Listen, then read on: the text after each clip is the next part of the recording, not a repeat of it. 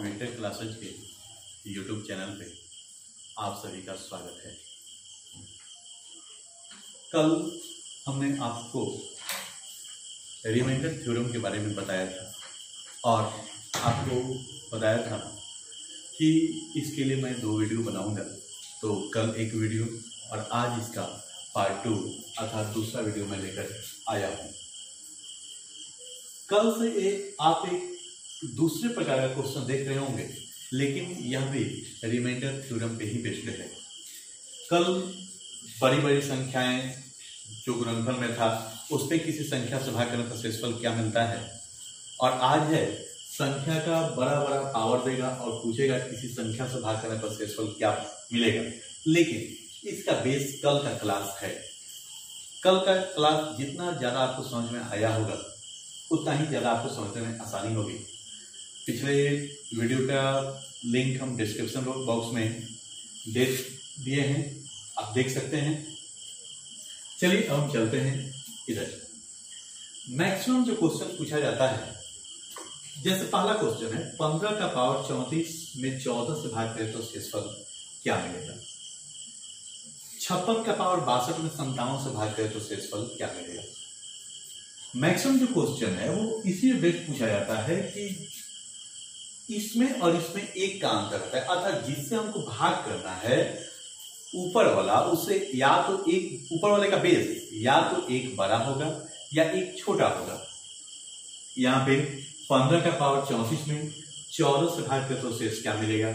56 का पावर 62 में 57 से भाग करते तो शेष क्या मिलेगा।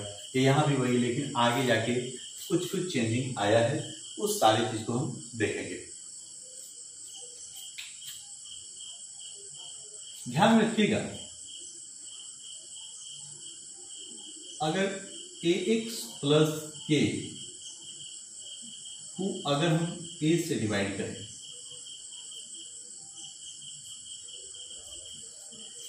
ax प्लस k का पावर n को अगर हम a से डिवाइड करते हैं तो हमें जो रिमाइंडर मिलता है वह k का पावर n मिलता है।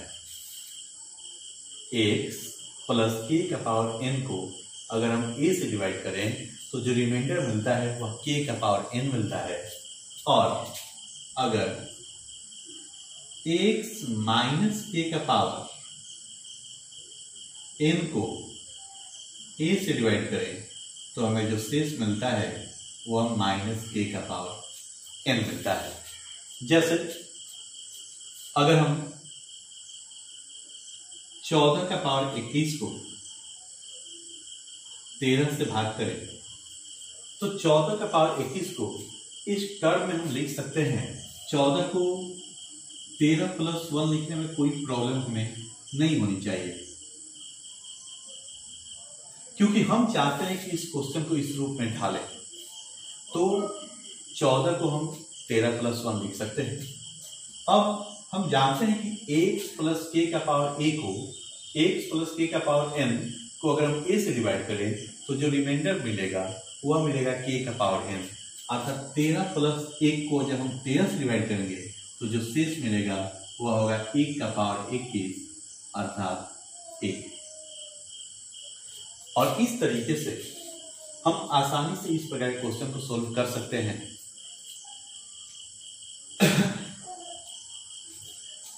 हम अगला एग्जांपल लेते हैं कि अगर 25 का पावर 29 को 26 से भाग करें तो शेषफल क्या मिलेगा। तो 25 को हम 26 के रूप में लिख सकते हैं। 26 माइनस 1 का पावर 29, इसमें हमको 26 से भाग करना है। तो ये x माइनस k पे बेस्ड है, तो यहां पे जो रिमाइंडर मिलेगा वो होगा माइनस 1 का पावर 29।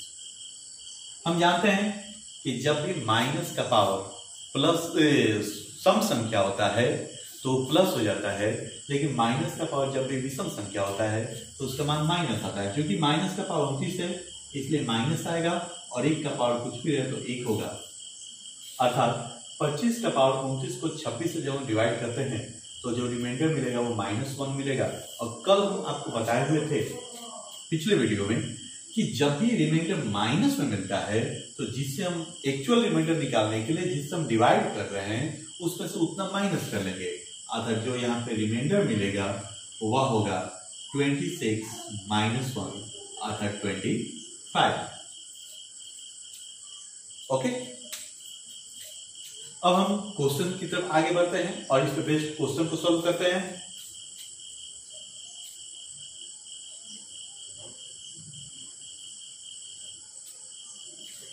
पहला क्वेश्चन है मेरे पास कि 15 का पावर 34, 15 का पावर 34 को 14 से डिवाइड करें तो शेष क्या मिलेगा? तो हम 15 को 14 प्लस 1 लिख सकते हैं। ध्यान ये रखना है कि जिससे हम भाग दे रहे हैं उसके टर्म में जिसमें भाग दे रहे हैं उसको रख लेना है, और 14 प्लस 1 में अगर हम 14 से भाग करेंगे तो जो रिमाइंडर होगा वह 1 का पावर 34 और 1 का पावर 34 1 होगा, अर्थात 15 का पावर 34 में अगर हम 14 से डिवाइड करें तो 1 शेष मिलेगा। दूसरा क्वेश्चन है 56 का पावर 62 में अगर हम 57 से भाग करें, 56 का पावर 62 में 57 से भाग करें तो शेष क्या मिलेगा? तो हम 56 को 57 के टर्म में लिख सकते हैं 57 माइनस 1, पावर में 62 है और हमको डिवाइड करना है 57 से। यहां तक मैंने कुछ भी इधर उधर नहीं किया है क्योंकि 56 को नो डाउट हमको अगर जरूरत है 57 माइनस 1 लिखने का लिख सकते हैं, क्योंकि 57 में से 1 घटाएंगे 56 ही मिलेगा। और हम यहाँ पे देख रहे हैं कि x माइनस के का पावर n को इस डिवाइड करें तो माइनस के का पावर n शेष मिलेगा। वैसे ही 57 माइनस 1 का पावर 62 को 57 से भाग करें तो माइनस 1 का पावर 62 शेष मिलेगा। और हम जानते हैं कि जब भी माइनस का पावर सम रहता है तो प्लस हो जाता है और 1 का पावर कुछ भी रहे 1 मिलेगा। और इस तरीके से हम 56 का पावर 62 में 57 से भाग करेंगे तो शेष हमें 1 प्राप्त होगा। हम 2 क्वेश्चन देख लिए।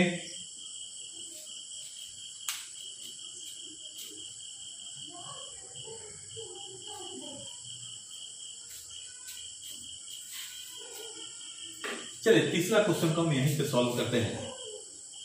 यह 68 का पावर 13 को 69 से डिवाइड करें तो 68 को 69 के टर्म में लिख सकते हैं 69 माइनस 1, पावर में 13 है तो 13, इसमें 69 से भाग करेंगे तो 69 माइनस 1 को अगर हम 69 से भाग करें तो शेष जो मिलेगा वह होगा माइनस 1 का पावर 13।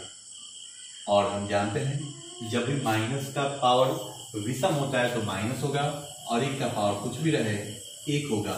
इस तरीके से रिमाइंडर हमें -1 मिला। और जब भी हमें नेगेटिव रिमाइंडर मिलता है तो एक्चुअल रिमाइंडर निकालने के लिए जिससे हम भाग किए हैं उसमें से हम उतना माइनस कर लेंगे, अर्थात 69 में से 1 माइनस करेंगे तो हमें 68 प्राप्त होगा। इस तरह से अगर हम 68 का पावर 13 को 69 से भाग करते हैं तो हमें 68 शेष के रूप में प्राप्त होता है। नेक्स्ट क्वेश्चन है 57 का पावर 97 का पावर 97, इसमें 32 से हमें भाग करना है।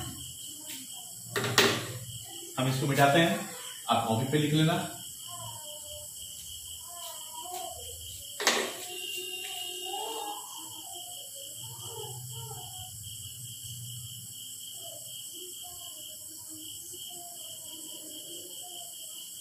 संतानवे का पावर 97 को अगर हम 32 से भाग करें तो शेष क्या मिलेगा? तो कोशिश हमें यह करना है कि 97 को हमको 32 के टर्म में उसी के मल्टीपल में लेके जाना है। तो हम जानते हैं 97 के पास 96 जो है वह 32 का मल्टीपल होता है। तो क्या हम 97 को ऐसे लिख सकते हैं 3 इंटू 32 प्लस 1 का पावर 97 को 32 से डिवाइड करना है। और हम जानते हैं जब भी ax प्लस 1 को का पावर n को अगर हम a से डिवाइड करें तो हमें 1 का पावर a अर्थात k का पावर n हमें शेष प्राप्त होगा। क्योंकि अभी हम लिखे थे x प्लस k को अगर हम a से डिवाइड करें, x प्लस k का पावर n को अगर हम a से डिवाइड करें तो k का पावर n हमें शेष के रूप में प्राप्त होगा। ठीक इसी फॉर्म में ये है, अर्थात यहाँ पे शेष के रूप में हमें 1 का पावर 97 प्राप्त होगा और 1 का पावर 97 1 होगा। इस तरीके से अगर हम 97 का पावर 97 को 32 से भाग करते हैं तो हमें शेष 1 प्राप्त होता है। ठीक इसी वे बेस्ड 5वां क्वेश्चन है, 95 का पावर 95 को 32 से भाग करें तो शेष क्या मिलेगा। तो हम 95 के आसपास देखेंगे 32 का मल्टीपल कौन सा है। तो 95 के आसपास 96 32 का मल्टीपल है, तो 96 को हम लिख सकते हैं 3 गुना 32 96 होगा और 1 घटा देंगे हमें 95 प्राप्त होगा। पावर में 95 है, इससे कोई मतलब नहीं, जो कुछ भी हो इसमें हमें डिवाइड करना है 32 से।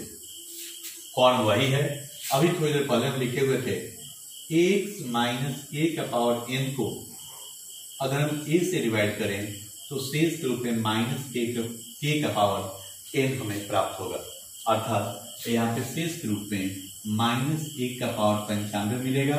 और हम जानते हैं कि जब भी माइनस का पावर विषम होता है शेष हमें माइनस प्राप्त होगा और 1 का पावर कुछ भी 1 होगा। इस तरीके से हमें निगेटिव रिमाइंडर माइनस 1 मिला, अर्थात जो एक्चुअल रिमाइंडर होगा वह जिससे हम भाग दिए उसमें से वो हम माइनस कर लेंगे, अर्थात एक्चुअल जो रिमाइंडर होगा वह 31 होगा। ओके, अगर आपको कोई प्रॉब्लम हो तो कमेंट बॉक्स में जरूर लिखें, उसको हम देखकर ये करेंगे, या मेरे व्हाट्सएप नंबर पे आप संपर्क कर सकते हैं।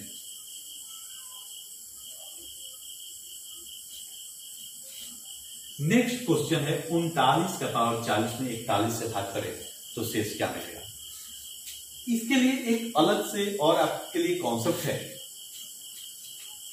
ध्यान से देखिएगा। x का पावर y माइनस 1 को हमें y से डिवाइड करना है। x का पावर y माइनस 1 पावर में जो हो जिसे हम भाग करें उससे 1 कम हो और y जो हो एक प्राइम नंबर हो।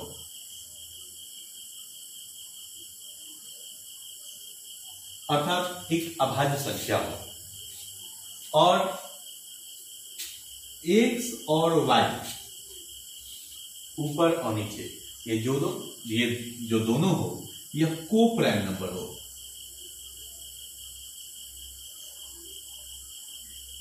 यह को प्राइम नंबर हो अर्थात सह अभाज्य संख्या हो। सह अभाज्य संख्या उसे कहते हैं वैसी संख्या जिनका मौसम 1 हो, वैसी संख्याएं सह अभाज्य संख्याएं होती है। तो पहला शर्त होना चाहिए y एक अभाज्य संख्या हो।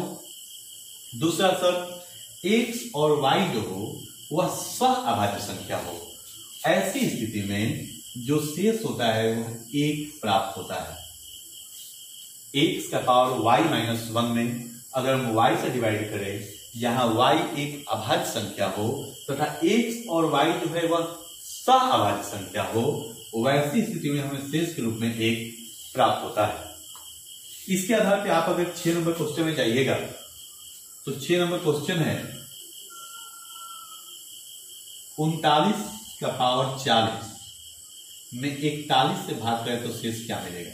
तो हम जानते हैं 41 जो है एक अभाज्य संख्या है और 39 और 41 एक सह अभाज्य संख्या है, क्योंकि 39 और 41 का मध्य 1 होता है, इसलिए 39 और 41 एक सह अभाज्य संख्या का जोड़ा है और 41 एक अभाज्य संख्या है और जो पावर है वह 41 से कम है। अर्थात 40 को ऐसे हम लिख सकते हैं 39 का पावर 41 माइनस 1 बटा 41। आप देख रहे होंगे इसी फॉर्म में है। ऐसी स्थिति में जो रिमाइंडर होगा वह हमें 1 प्राप्त होगा। ओके, नेक्स्ट क्वेश्चन है 104 का पावर 18, इसमें हमें 19 से भाग करना है। पहला शर्त 19 एक अभाज्य संख्या होना चाहिए, अभाज्य संख्या बिल्कुल है। और 104 और 19 का मौसम चूंकि 1 होता है, इसलिए 104 और 19 एक सहभाज्य संख्या का भी जोड़ा है, इसलिए। और ये जो पावर है 104 का पावर यह 19 से एक कम है, इसलिए इसको लिख सकते हैं 104 का पावर 19 माइनस 1 बटा 19। देख रहे हैं 19 से एक अभाज्य संख्या है और पावर में 19 से एक कम है। 104 और 19 सहभाज्य संख्याओं का जोड़ा है, तो वैसी स्थिति में जो शेष मिलेगा वह हमें एक प्राप्त होगा। इन कॉन्सेप्ट्स का यूज करके हम आगे सारे क्वेश्चन को सॉल्व कर सकते हैं।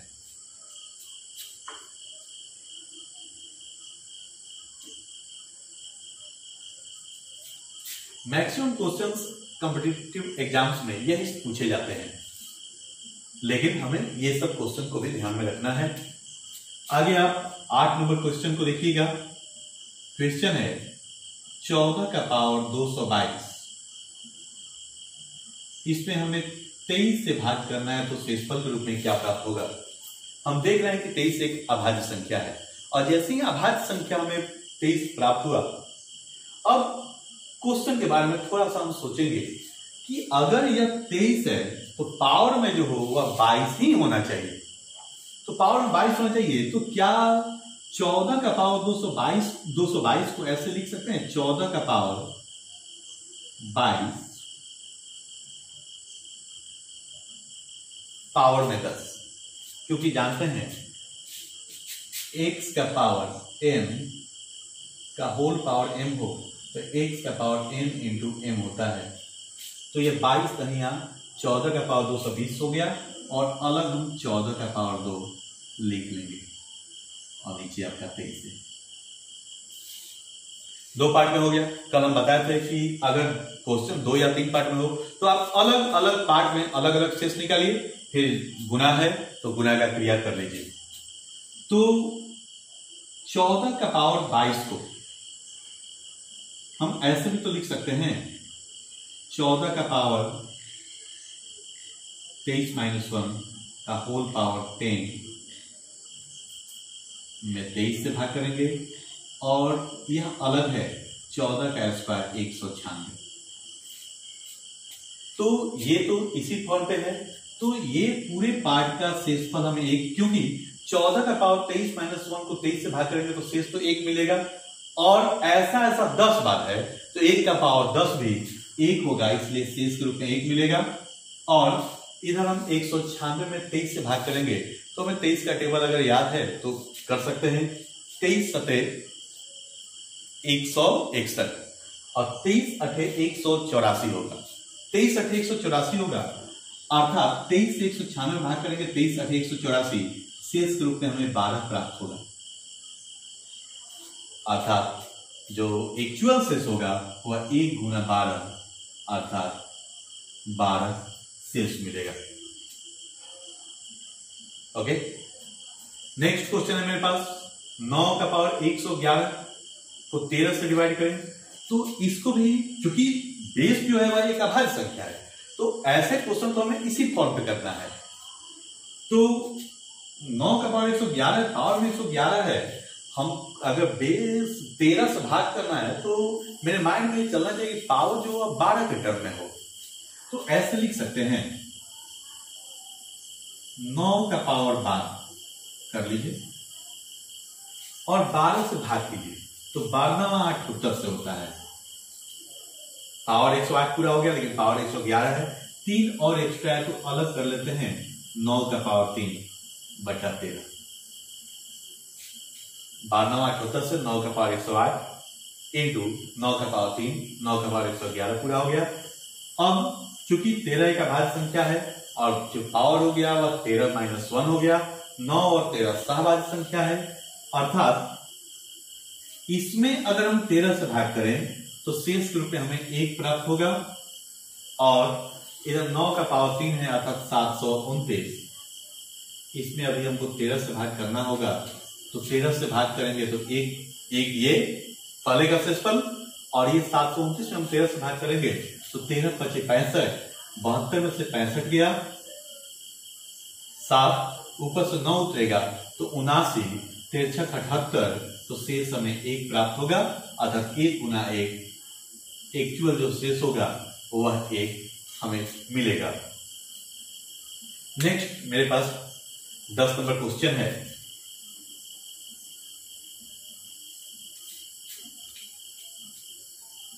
ये है 3 का पावर 21 में अगर हम 5 से भाग करें तो शेष के रूप में क्या प्राप्त होगा। 3 का पावर 21, क्योंकि जो बेस है जिसे हमें भाग देना है 5 से, यह एक अभाज्य संख्या है, तो ऐसा हम कोशिश कर सकते हैं कि जो पावर होना चाहिए वह 4 के टर्म में होना चाहिए, लेकिन देख रहे हैं कि पावर में 21 है, हमें कोशिश करके 4 के टर्म में करना है, तो हम 3 का पावर 21 को 3 का पावर 4 की जरूरत है, 3 का पावर 4 कर लेंगे।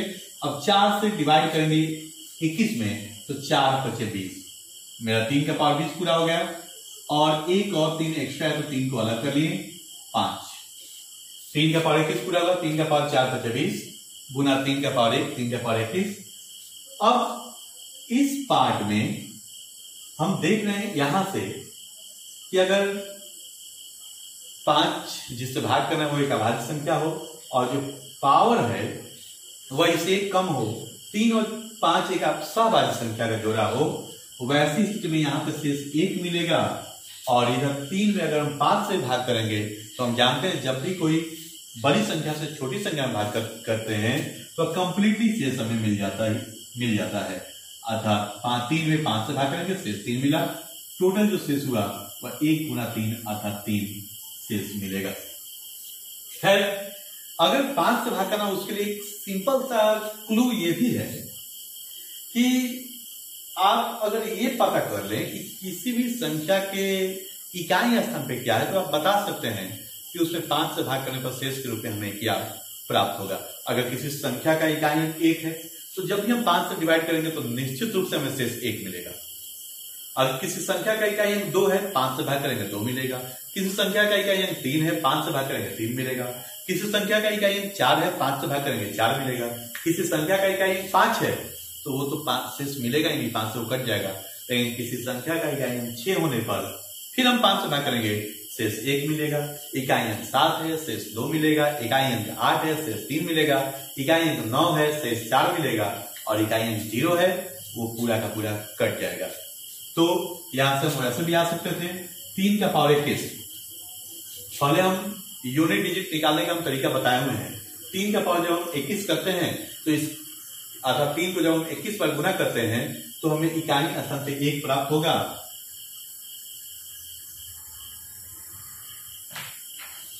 और जहां तक पावर 4 से कटने वाला हो वहां तक इकाई अंक पे 1 मिलता है, और जितना पावर एक्स्ट्रा है सिर्फ वो करके देख लेते हैं। तो चूंकि 3 का पावर 20 जो है वह 4 से कटेगा, एक्स्ट्रा है 1 और 3, तो 3 का पावर 1 3 होगा, और 3 में हम जब 5 से भाग करेंगे तो हमें 3 प्राप्त होगा। और इन कॉन्सेप्ट्स के आधार पे हम आसानी से जो भी हमसे क्वेश्चन पूछा जाएगा, चाहे रेलवे का एग्जाम हो, एसएससी का एग्जाम हो, बैंक्स का एग्जाम हो, या जो भी डिफेंस का एग्जाम होता हो, आसानी से ऐसे क्वेश्चन को हम सॉल्व कर देंगे। Okay, thank you. मिलते हैं नेक्स्ट वीडियो।